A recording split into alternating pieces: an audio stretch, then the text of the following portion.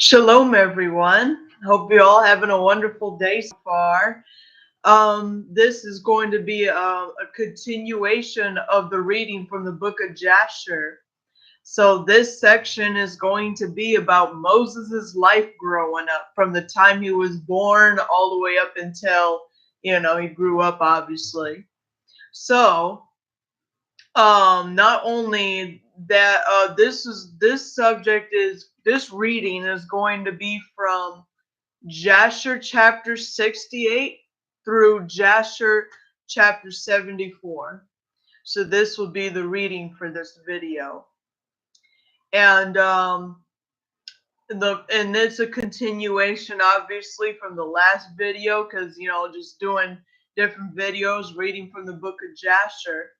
So the last video that we went over, um it was how slavery in Egypt started. So, now we're going to talk about, the birth of Moses and him growing up and stuff, what happened with him growing up. And, there's a lot of stuff that's in here that wasn't even in the book of Genesis or Exodus or anything like that. So it's very good stuff. Now, I'm going to start reading, so let me know if you have any questions. Chapter 68 in the book of Jasher.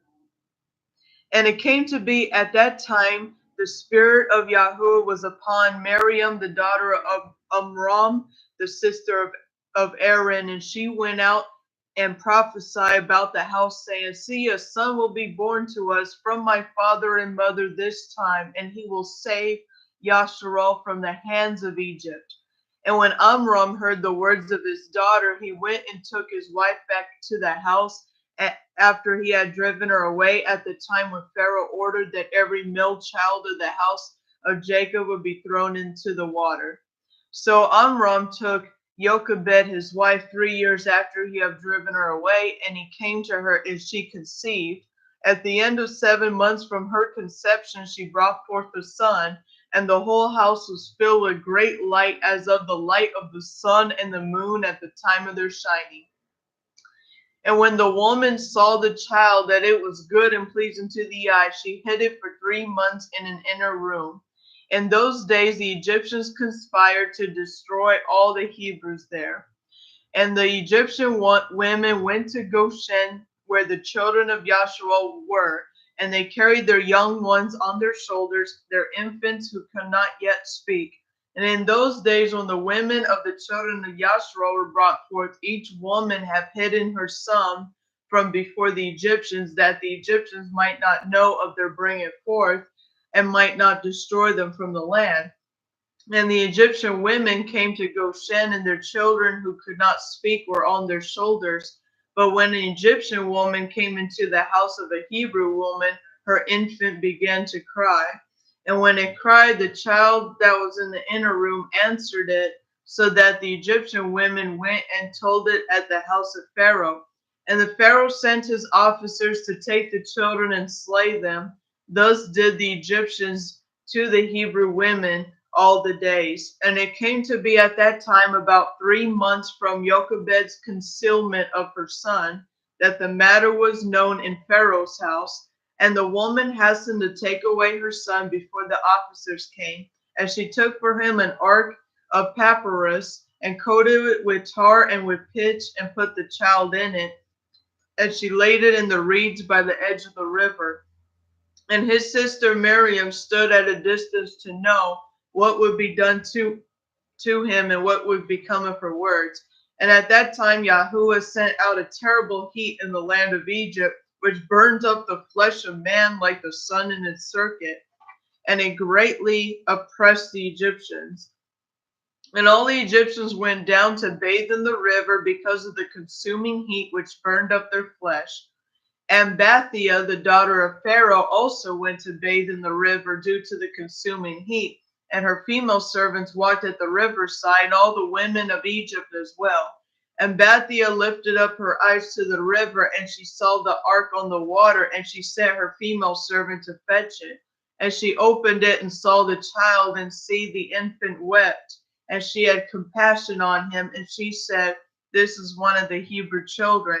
And all the women of Egypt walking on the riverside desired to nurse him, but he would not suck, for this matter was from Yahuwah, in order to restore him to his mother's breast. And at that time, Miriam, his sister, was among the Egyptian women at the riverside. She saw this matter, and she said to Pharaoh's daughter, "Shall I go and fetch a nurse for the Hebrew women, of the Hebrew women, that she may nurse the child for you?" And Pharaoh's daughter said to her, "Go." And the young woman went and called the child's mother. And Pharaoh's daughter said to Jochebed, "Take this child away and nurse it for me, and I will pay you your wages, 2 bits of silver daily." And the woman took the child and nursed it. At the end of the 2 years, when the child grew up, she brought him to the daughter of Pharaoh, and he was a son to her. And she called him his name Moses, for she said, "Because I drew him out of the water." And Amram, his father, called his name Habar, for he said it was for him that he associated with his wife, whom he had turned away. And Jochebed, his mother, called his name Yekuthiel, because she said, "I have hoped for him to the Almighty and restored him to me." And Miriam, his sister, called him Yered, where she went down after him to the river to know what his end would be. And Aaron, his brother, called his name Abi Zanua, saying, "My father left my mother and returned to her for his sake." And Kayath, the father of Amram, called his name Abigdor, because for his sake Yahuwah repaired the breach of the house of Jacob, and they could no longer throw their male children into the water. And their nurse called them Abisoko, saying, "In his tent was he hidden for 3 months because of the children of Ham." And all of Yasharal called his name Shamayahu, the son of Nethanel, for they said, "In his days has Yahuwah heard their cries and rescued them from their oppressors." And Moses was in Pharaoh's house and was a son to Bathia, Pharaoh's daughter, and Moses grew up among the sovereign's children. Let me pause right there. That was really interesting. Moses had a whole bunch of different names from different people. Every person called him a different name. So his name was not always Moses. Different people called him other names. So I thought that was interesting. Chapter 69. And in those days the sovereign of Edom died in the 18th year of his reign, and was buried in his palace. And he had built for himself in his royal dwelling in the land of Edom. And the children of Esau sent to Pethor, which is on the river, and they brought from there a young man of good-looking eyes and handsome appearance, whose name was Shaul. And they made him sovereign over them in the place of Samlah. And Shaul reigned over all the children of Esau in the land of Edom for 40 years. And when Pharaoh, the sovereign of Egypt, saw that the counsel with Balaam has advised regarding the children of Yasharal did not succeed, but they were all still fruitful, multiplied, and increased throughout the land of Egypt, then Pharaoh commanded in those days that a call should be issued throughout Egypt to the children of Yasharal, saying, "No man shall diminish any manner of his daily labor. And the man who shall be found deficient in his labor which he performs daily, whether in mortar or in bricks, then his youngest son shall be put in their place," literally put in the place of the bricks. And the labor of Egypt increased on the children of Yasharal in those days. And see, if one brick was deficient in any man's daily labor, the Egyptians took his youngest boy by force from his mother and put him in the building in place of the brick which his father has left lacking. Now that's sad, of course. So they literally, like, if they missed a brick or something, they put the like they stuff the baby or the little boy inside where the brick is supposed to go, as they were building up the bricks and stuff. Anyways, the men of Egypt did so to all the children of Yasharal day by day, all the days for a long period. But the tribe of Levi did not at that time worked with the Yasharites, their brothers, from the beginning, for the children of Levi knew the cunning of the Egyptians, which they exercised first towards the Yasharites. Chapter 70. In the third year of the birth of Moses, Pharaoh was sitting at a feast, and when Alparnith, the sovereigness, was sitting at the right of Bathsheba at his left, and the boy Moses was laying on her bosom. And Bilam, the son of Boer, with his 2 sons, and all the princes of the reign were sitting at the table in the sovereign's presence. And the boy Moses stretched out his hand on the sovereign's head and took the crown from the sovereign's head and placed it on his own head. And when sovereign and princes saw the deed which the boy had done, the sovereign and princes were afraid, and one man, his neighbor, expressed astonishment. Oh, that's so funny. So Moses was literally 3 years old, as I just read when he did that. He took the crown off the Pharaoh's head and put it on his own head.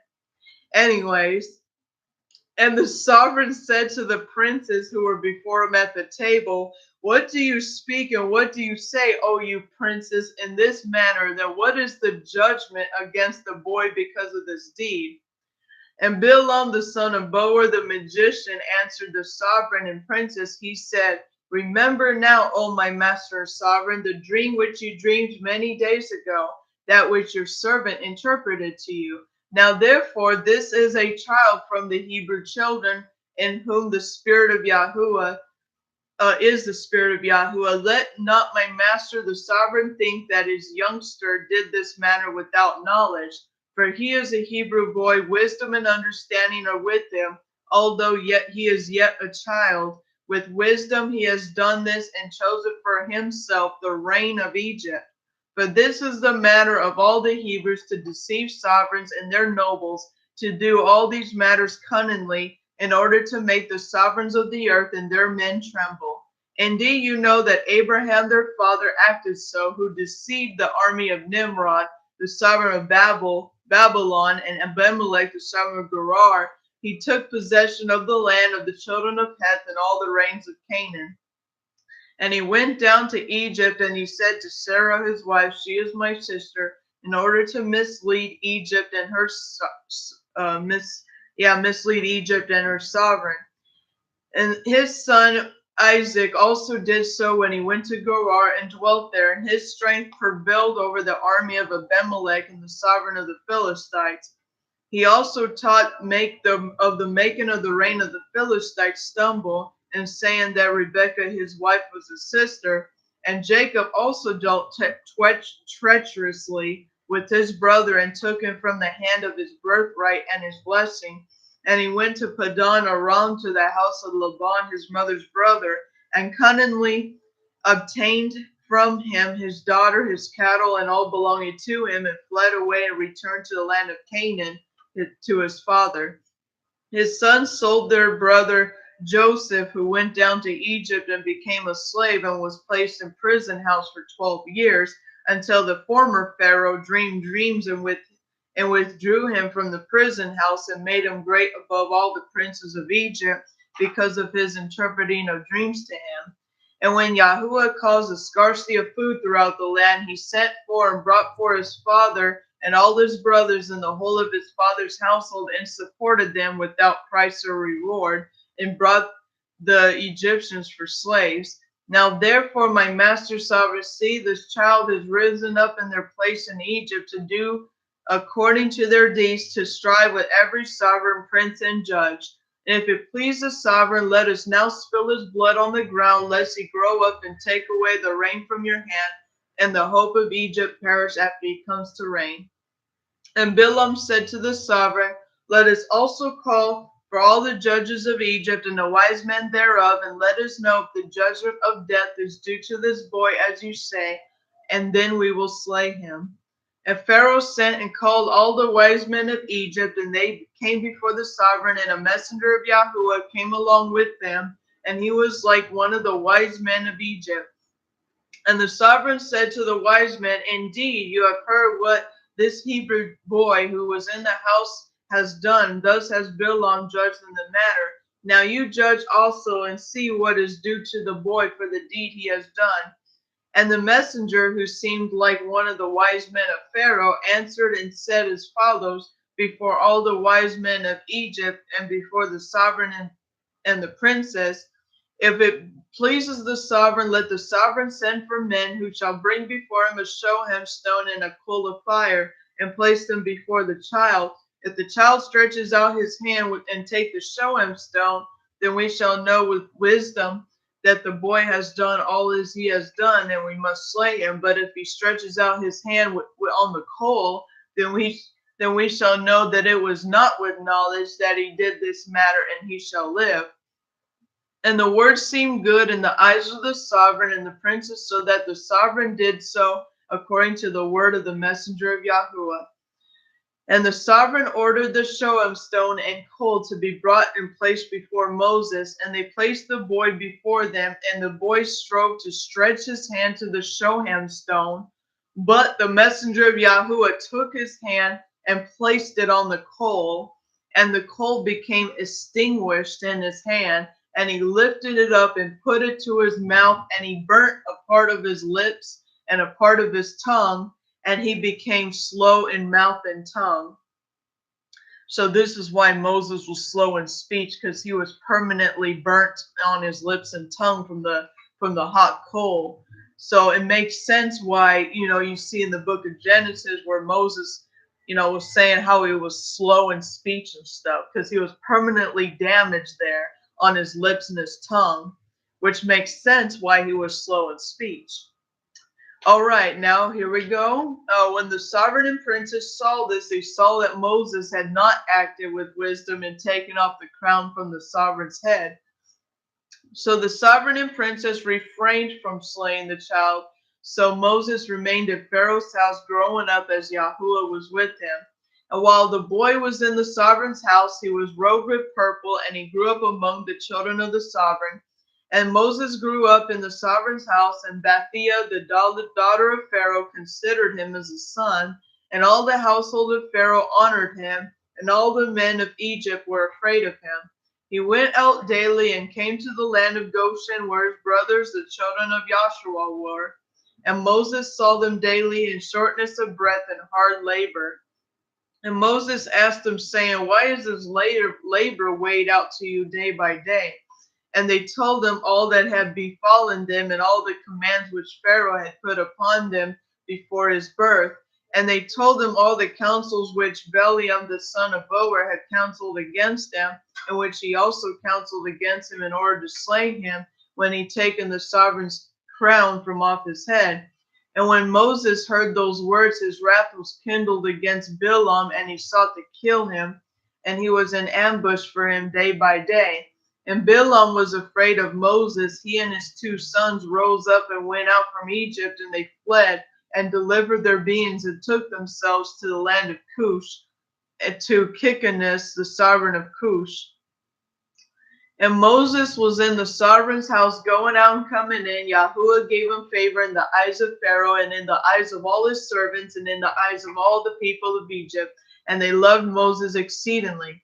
And the day arrived when Moses went to Goshen to see his brothers, and when he saw the children of Yasharel and their burdens and hard labor, and Moses was grieved for their sakes. Moses returned to Egypt and went to the house of Pharaoh and came before the sovereign, and Moses bowed down before the sovereign. And Moses said to Pharaoh, Please, my master, I have come to seek a small request from you, and do not turn my face away empty. And Pharaoh said to him, Speak. And Moses said to Pharaoh, Let there be given to your servants, the children of Yasharel, who are in Goshen, 1 day to rest from their labor on it. And the sovereign answered Moses and said, Look, I have lifted up your face in this manner to grant your request. And Pharaoh ordered a call to be issued throughout Egypt and Goshen, saying, To you, all the children of Yasharel, thus says the sovereign, For 6 days you shall do your work and labor, but on the 7th day you shall rest, and shall not perform any work, and thus shall you do all the days as the sovereign and Moses the son of Bathia have commanded. And Moses rejoiced at this word, because the sovereign has granted to him, and all the children of Yasharal did as Moses ordered them.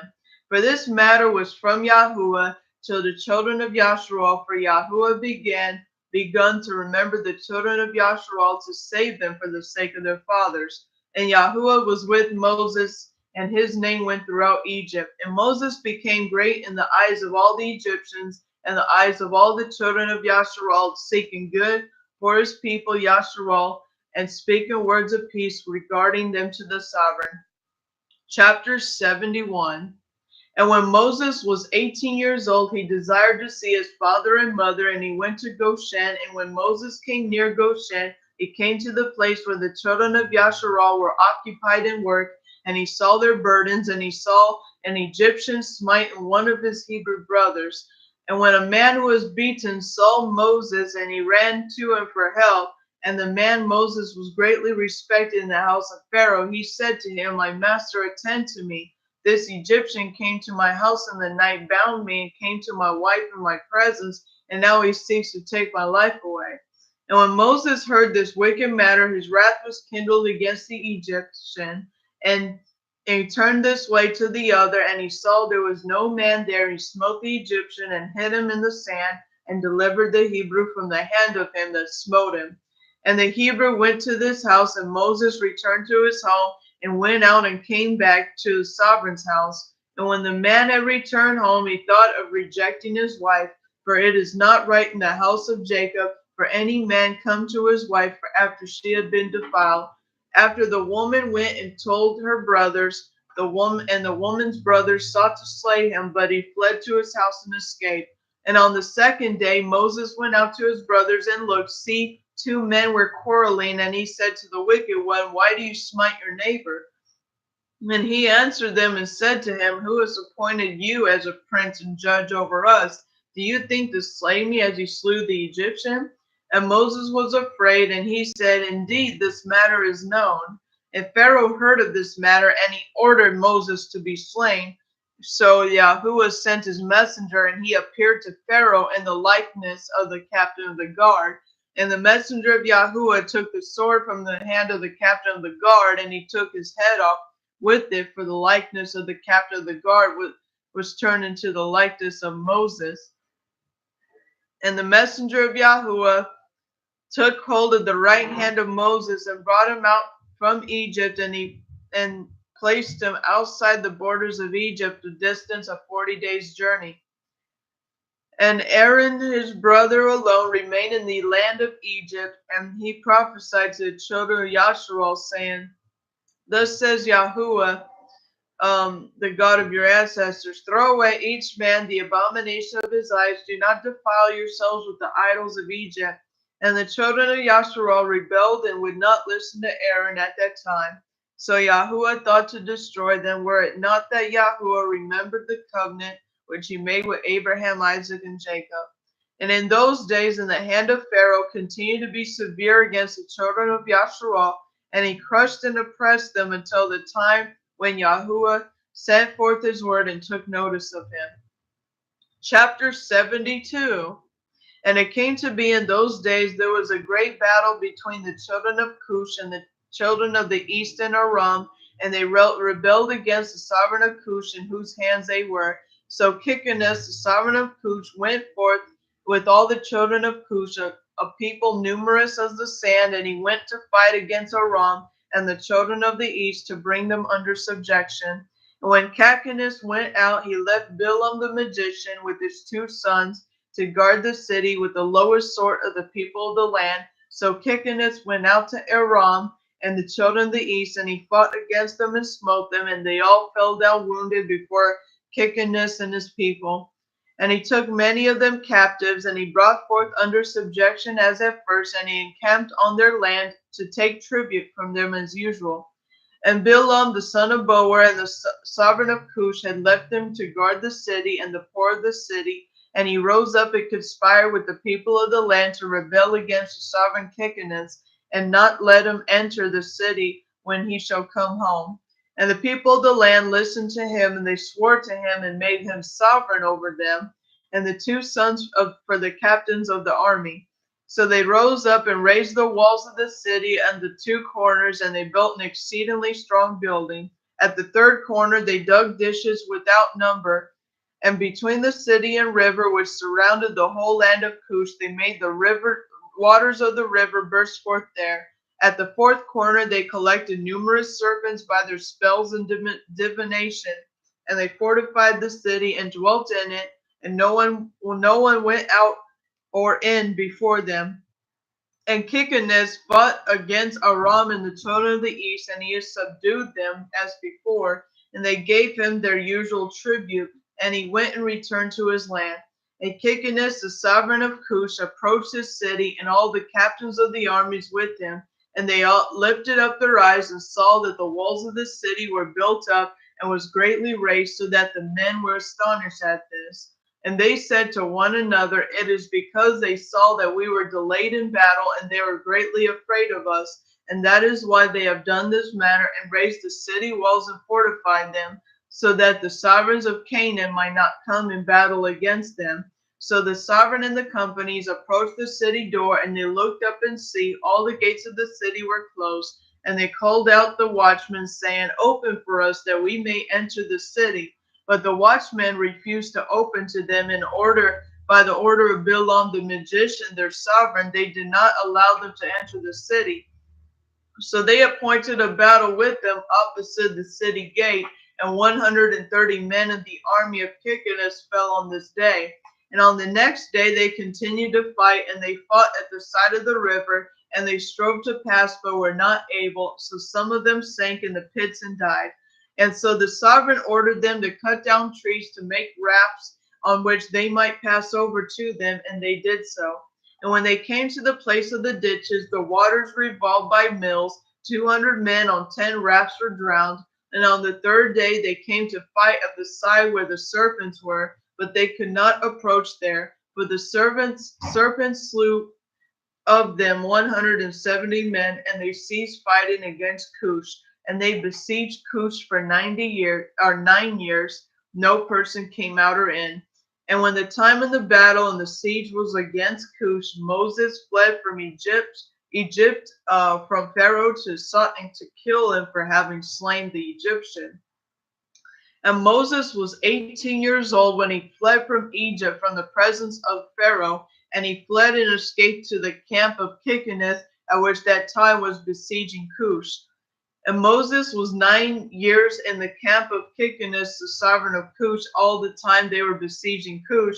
And Moses went out and came in with them. And the sovereign and the princes and all the fighting men loved Moses, for he was great and worthy, and his stature was like a noble lion, and his face was like the sun, and his strength was that of a lion, and he was a counselor to the sovereign. At the end of 9 years, Kichinus was seized with a deadly disease, and his illness prevailed over him, and he died on the 7th day. So his servants embalmed him and carried him and buried him opposite the city gate to the north of the land of Egypt. And they built an elegant and strong and high building over him, and they placed great stones below. And the sovereign scribes engraved in those stones all the might of their sovereign Kichinus and all the battles they have fought. See, they are written there at this day. Now after the death of Kichinus, the sovereign of Cush, it grieved his men and companies greatly because of the battle. And they said to one another, give us counsel that we are to do at this time, as we have dwelt in the wilderness 9 years away from our homes. If we say we will fight against the city, many of us will fall wounded or killed.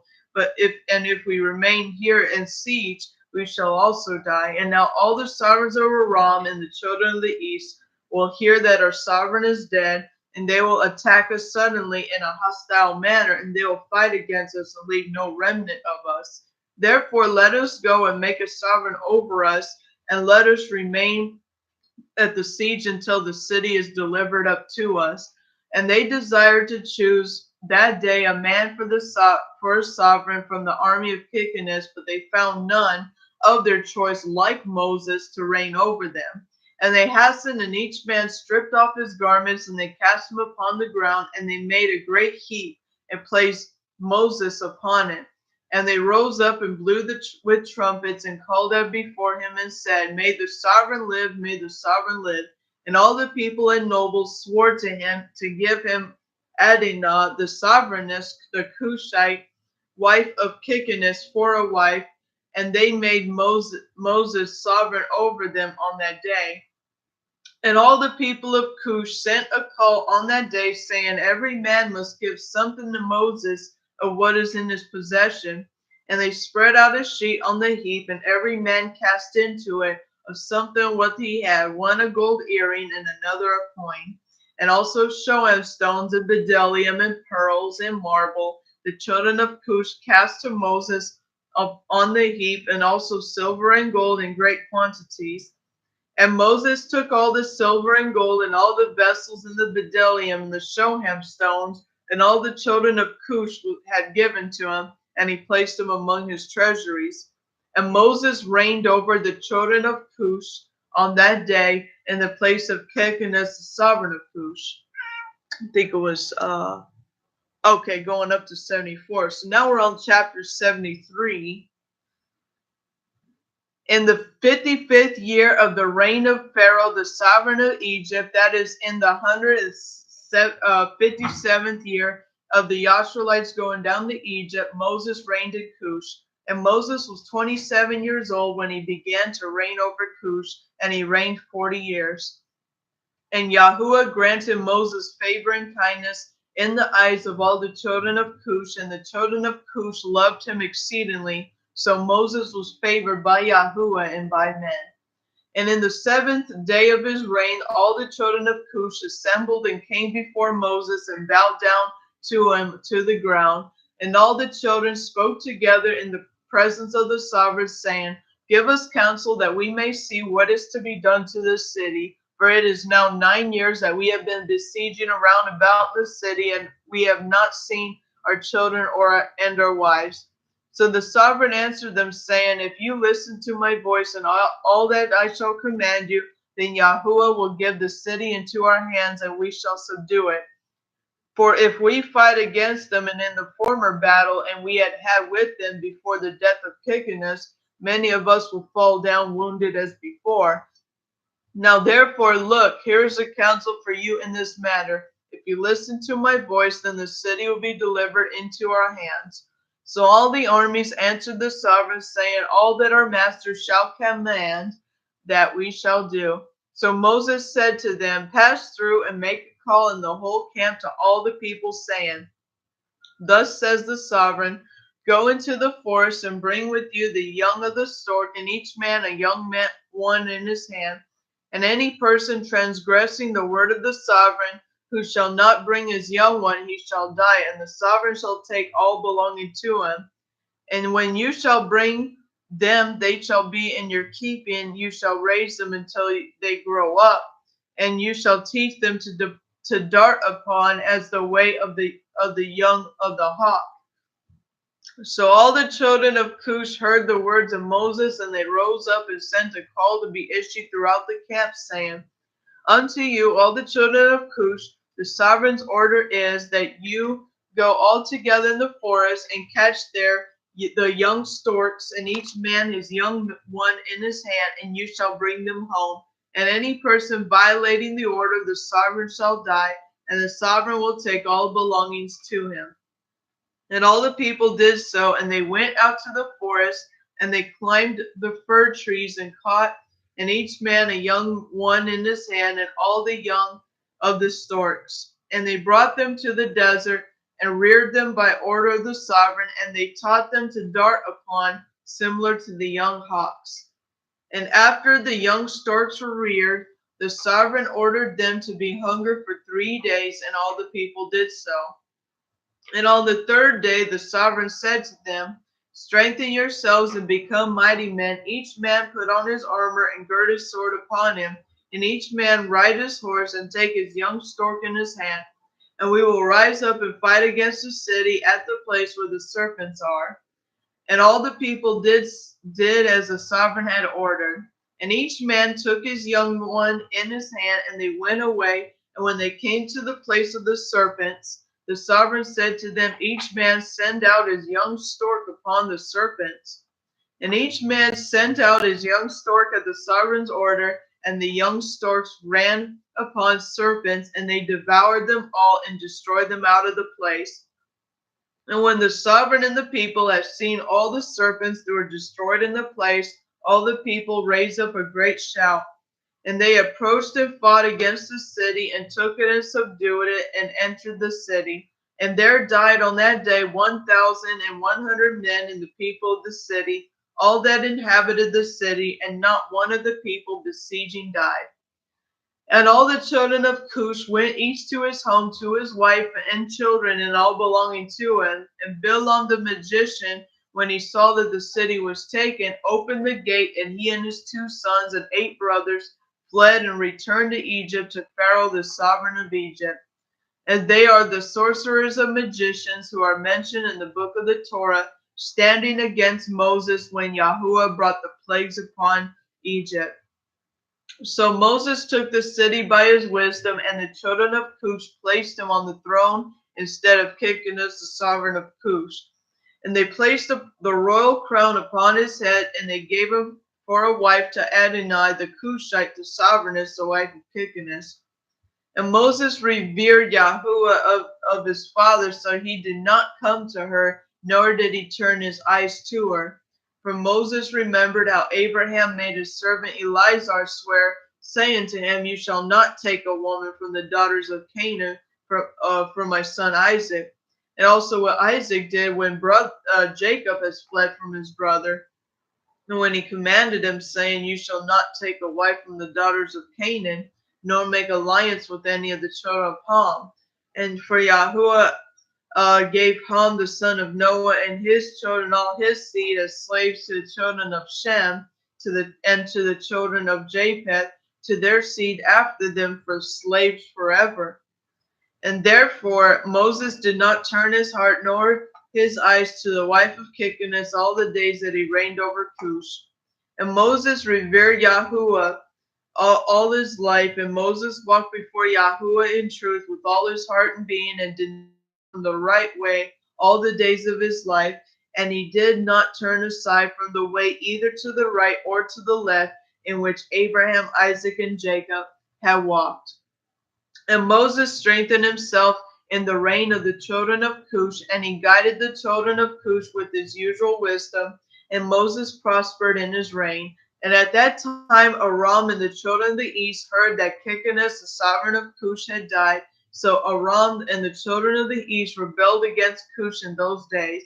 And Moses gathered all the children of Cush, a very mighty people, about 30,000 men, and he went out to fight against Aram and the children of the east. And they went at first to the children of the east, and they went to the children of the east, heard their report, and they went to meet them and engage in battle with them. And the battle was fierce against the children of the east. So Yahuwah gave all the children of the east into the hand of Moses, and about 300 men fell down slain. And all the children of the east turned back and retreated. So Moses and the children of Cush followed them and subdued them, and put them to compulsory labor, as was their custom. So Moses and all the people with him passed over there from the land of Aram for battle. And the people of Aram also went to meet them, and they fought against them, and Yahuwah delivered them into the hand of Moses, and many of the men of Aram fell down wounded. And Aram was also subdued by Moses and the people of Cush. They also gave the usual levy. And Moses brought Aram and the children of the east under subjection to the children of Cush. And Moses and all the people who were with them returned to the land of Cush. And Moses strengthened himself in the reign of the children of Cush, and Yahuwah was with him, and all the children of Cush revered him. Chapter 74. And in the end of years, Shaul the sovereign of Edom died, and Baal Hanan the son of Akbor reigned in his place. And in the 6th year of the reign of Moses over Cush, Baal Hanan the son of Akbor reigned in the land of Edom over all the children of Edom for 38 years. And in his days Moab rebelled against the power of Edom, having been under Edom since the days of Hadad the son of Bedad, who smote them in Midian, and brought Moab under subjection to Edom. And when Baal-Hanan the son of Achbor reigned over Edom, and all the children of Moab withdrew their allegiance from Edom. And Agias, the sovereign of Africa, died in those days, and Asdrubal, his son, reigned in his place. And in those days, Yanias, the sovereign of the children of the Hittites, died, and they buried him in the palace which he built for himself in the plain of Canopia for a residence, and Latinus reigned in his place. And in the 22nd year of the reign of Moses over the children of Cush, Latinus reigned for 45 years over the children of the Hittites. And he also built for himself a great and mighty tower, and in it he built an elegant palace and his residence to conduct his reign as it was the custom. In the 3rd year of his reign, he sent a call to be made to all the skillful men who had made many ships for him. And Latinus assembled all the armies, and they came in ships and went in them to fight against Asdrubal, the son of Agias, sovereign of Africa. And they came to Africa and engaged in the battle and with Asdrubal and his army. And Latinus prevailed over Asdrubal, and Latinus took over Asdrubal the water shaft, which his father brought from the children of the Hittites, and they took Yania, the daughter of Uzai, for a wife. And so Latinus overthrew the bridge of the water shaft and smote the whole army of Asdrubal with a severe blow. And the remaining strong men of Asdrubal strengthened themselves, and their hearts were filled with envy, trying death, and they again engaged in battle with Latinus, the sovereign of the Hittites. And the battle was fierce upon all the men of Africa, and they all fell wounded before Latinus and his people. And Asdrubal, the sovereign, also fell in that battle. And the sovereign Asdrubal had a very good-looking daughter whose name was Ushpeneza, and all the men of Africa embroidered her likeness on their garments because of her exceedingly good looks and lovely appearance. And the men of Latinus saw Ushpezena, the daughter of Asdrubal, and praised her before Latinus, their sovereign. And Latinus ordered her to be brought to him, and Latinus took Ushpenina as a wife, and he turned his back on his way to the Hittites. And it came to be after the death of Asdrubal, the son of Agias, when Latinus had turned back to his land from the battle, that all the inhabitants of Africa rose up and took Anibal, the son of Agias, their younger brother, of Asdrubal, and made him sovereign instead at his brother over the whole land of Africa. And he reigned and resolved to go to the Hittites to fight against the children of the Hittites, to avenge the cause of Asdrubal his brother, and cause the inhabitants of Africa, and he did so. And he made many ships, and he came in them with his whole army, and he went to the Hittites. And Anibal fought with the children of the Hittites, and the children of the Hittites fell wounded before Anibal and his army, and Anibal avenged his brother's cause. And Anibal continued the battle for 18 years with the children of the Hittites, and Anibal dwelt in the land of the Hittites and encamped there for a long time. And Anibal smote the children of the Hittites very severely, and he slew their great men and princes, and all the rest of the people. He smote about 80,000 men. And at the end of days and years, Anibal returned to his land of Africa, and he remained safely in the place of Asdrubal his brother. So that's it for chapter 74. All right, so that is it for this subject. So yeah, that's it for this subject. I hope you all have a wonderful day.